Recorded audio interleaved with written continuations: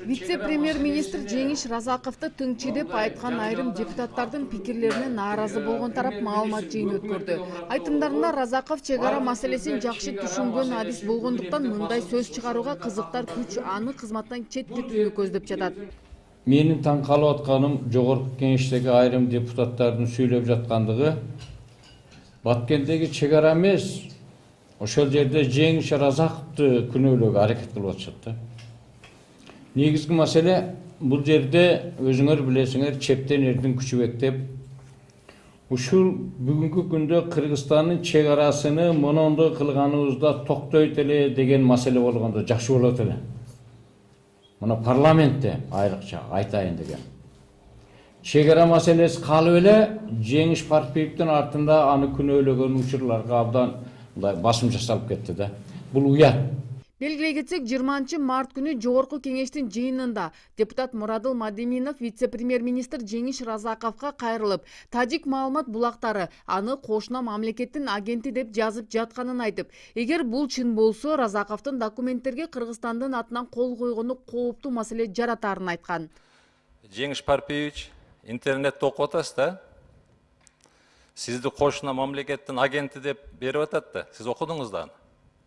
Сиз Баткен областында начальник УУД болгонсуз, губернатор болгонсуз. Бирок сиздин жетекчилигиңиз убагындагы ошол жердеги тажиктердин Шурапка, ошол эле головной водозабордон кеткен водозаборго, ошолорду сиз контроль кылган эмессизби?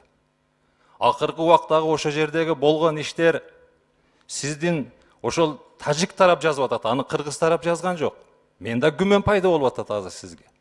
Ал эми вице-премьер-министр депутаттын мындай айыптоосун чын же калп деп айтпастан, маселе жабык эшик артында каралса айтып берем деп тим болду. Разаковдун бул жолу күмөндүү ойлорду жаратып жатканын айткан эл өкүлдөрү муну текшерүүгө алуу зарыл экенин билдиришти.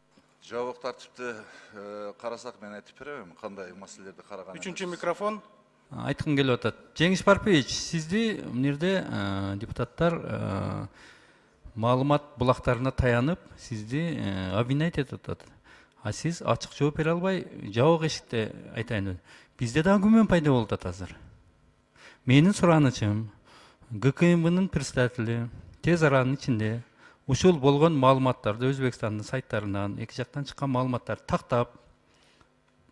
тактап бизге жалпы айтпасаңыздар, төрагага, сөзсүз түрдө президентке жеткизиңиз, иликтеп, тактап, ушул канчалык чындыгы бар ушул маселенин Жеңиш Парпиевичтин үстүнөн обвинять этет. Эгер андай болуп аткан болсо, бул кишиге кечеге барып кол коюп атат, кече ал жакта иштер жүргүзөт.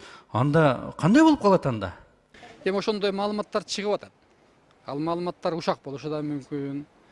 Ал маалыматтарды тиешелүү мамлекеттик органдар териштирип такташ керек. Аны бир жактуу ошол күнөөлүү деген туура эмес болуп калат го дейм.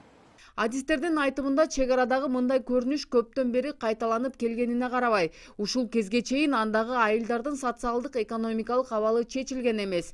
Жергиликтүү тургундар болсо бул көйгөйдү аталган кыштакка Баткен райондук администрациясын толугу менен көчүрүп баруу менен чечүүгө болоорун айтышууда. Биздин чек арачылар кайда?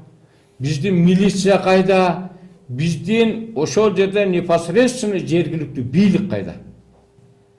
Эгерде Баткен районунун борбору ошол жерде турганда, Баткендин милициясы ошол жерде турганда, бир чоң пограничный отрядты ошол жерге койгондо, ошол жердеги адамдардын ар бирөө чыкмак.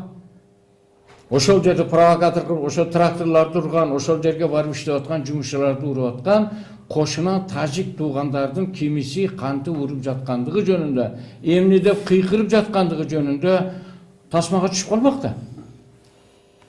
Мына биринчи кемчилик ушул жерде жатат бардыгы.